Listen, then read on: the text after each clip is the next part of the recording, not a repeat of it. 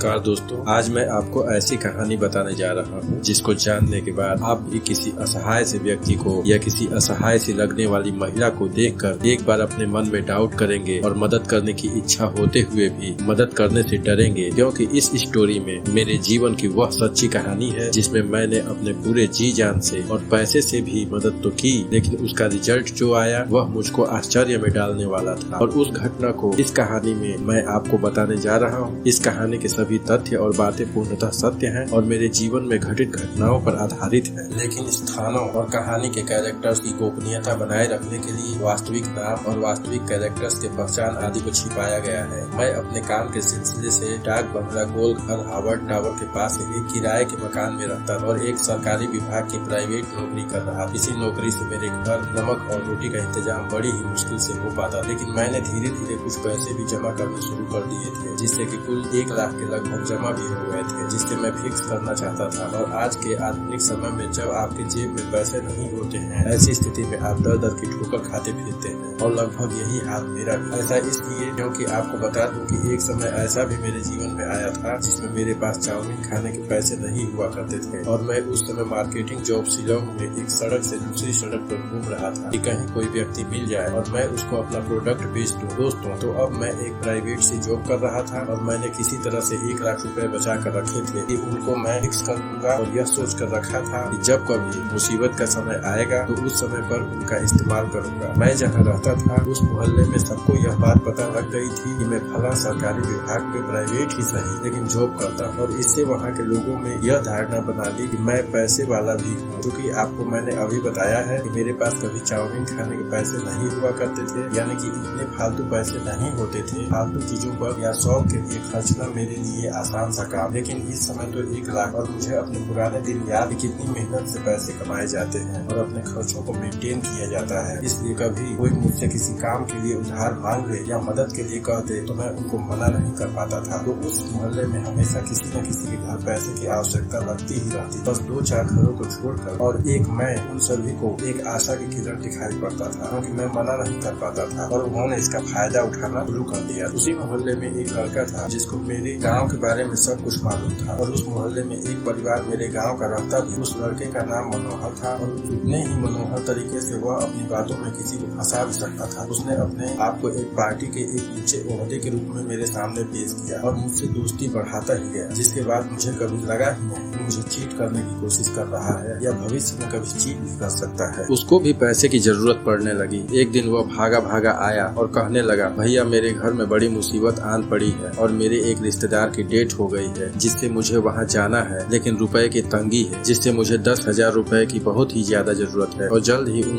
रुपयों को मैं आपको वापस भी कर दूंगा। मैंने भी सोचा चलो जरूरत है तभी मांग रहा है। मैंने भी आओ न देखा ताव फट से रुपए उसके बैंक अकाउंट में ट्रांसफर कर दिए। कुछ दिन नहीं बल्कि कुछ महीने बीत गए, जिसके बाद वह फिर आया। दोस्तों, अभी मैंने उससे अपने दिए हुए रुपए मांगे नहीं है, क्योंकि मैंने ये सोचा था कि वह जैसे वह रुपए मांगने आया था वैसे ही मेरे रुपयों को वापस भी कर देगा, और मैं अपने काम में व्यस्त हो गया। फिर कुछ महीनों के बाद वह फिर आता है और कहता है कि भैया जी मेरी मोटरसाइकिल खराब हो गई है। मैं आपके दिए गए उधारी को चुकाने के लिए एक जगह जा रहा था जहाँ से मुझको किसी से 20,000 रुपए मिलने वाले थे और उन्हीं से मैं आपका कर्ज चुका देता, लेकिन अफसोस कि मेरी मोटरसाइकिल रास्ते में अचानक से खराब हो गई और इसमें अब 5,000 रुपए लग जाएंगे, क्योंकि इसका इंजन एकदम से बैठ गया है और यह स्टार्ट नहीं हो रहा है। उसको किसी तरह से एक टेम्पो पर लाद कर मोटरसाइकिल मिस्त्री के पास बनवाने के लिए खड़ा कर आया हूँ, तो मुझको 5,000 रुपए और मदद कर दीजिए। मोटरसाइकिल ठीक करवा कर मैं आपके उधार रुपयों को तुरंत ही वापस कर दूंगा। और दोस्तों, यकीन मानिए मैंने उसकी बातों का भरोसा कर दिया। उसने इतनी सफाई से अपनी बातों को मेरे सामने प्रस्तुत किया कि मैंने उन बातों को मान लिया और फिर से उसके अकाउंट में 5,000 रुपए ट्रांसफर कर ही दिए। इसके बाद वह चला गया और मैं भी अपने काम में व्यस्त हो गया, क्योंकि आप जानते ही हैं कि प्राइवेट जॉब की टाइमिंग कितनी टाइट होती है। संडे हो या मंडे, रोज खाएं अंडे की तरह ही प्राइवेट जॉब की टाइमिंग होती है और उसमें भी सरकारी काम को कोई अनदेखा नहीं कर सकता है। साहब नाराज हो सकते हैं और साहब नाराज हो गए तो आप कहीं के नहीं रहेंगे, अक्सर हमें लगता है। फिर कुछ महीने बाद लॉकडाउन लग गया और सब लोग अपने अपने घर आने लगे, जिसमें उसके बड़े भैया और पापा जो कि कहीं बाहर कमाते थे घर आए। उनका काम छूट गया था या उनको काम से निकाल दिया गया था। चूँकि मैं सरकारी काम में था, प्राइवेट स्तर से ही सही लेकिन सरकार का काम प्राइवेट हो या रेगुलर, वह वर्क टू होम स्टैंडर्ड पर आ गया था, जिसमें मुझको भी वर्क टू होम करना ही पड़ता था। लेकिन समाचार देखकर और सुनकर डर का एक साया हमेशा जेहन में उठता ही रहता था कि कहीं मैं भी किसी व्यक्ति से संक्रमित न हो जाऊं या मेरे घर में कोई न हो जाए। मनोहर एक दिन आता है और बोलता है कि भैया जी, उधार वाले पैसे तो मुझको मिल गए हैं, लेकिन लॉकडाउन में सब खर्च हो गए हैं। इधर पापा और भैया का काम भी लॉकडाउन की वजह से नहीं रहा और भैया की बात एक कंपनी में कलकत्ता में हुई है। वहीं भैया के साथ पापा भी कमाने जाएंगे, तो उन दोनों को जाने के लिए 20,000 रुपयों की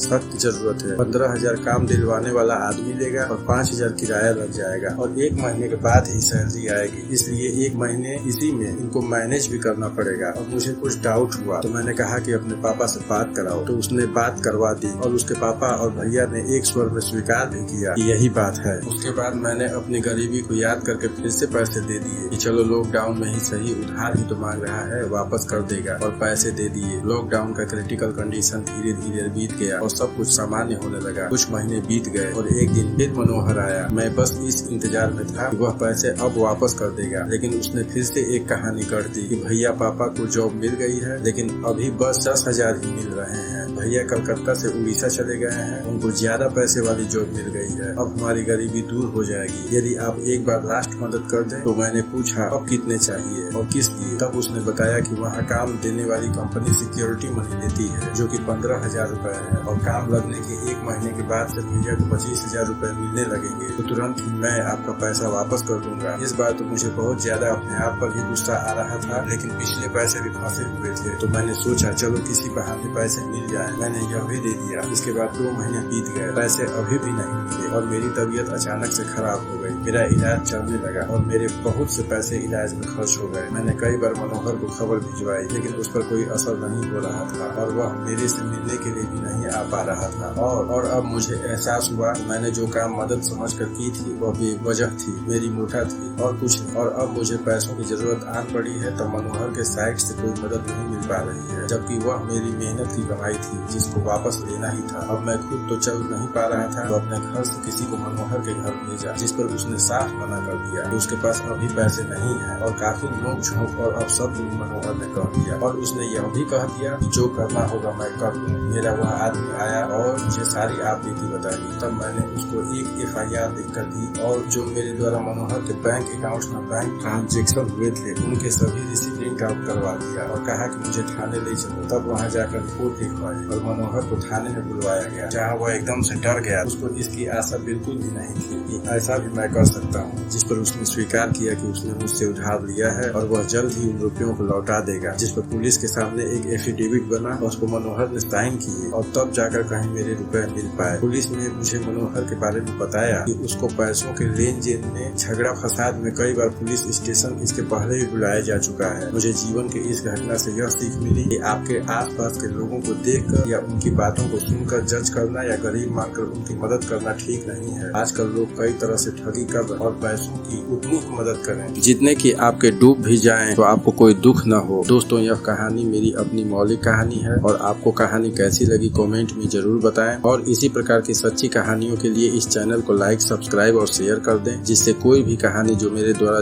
जब भी कभी इस चैनल पर डाली जाए तो आपको उसका नोटिफिकेशन मिल जाए और उससे आपको कुछ नया सीखने के लिए मिले।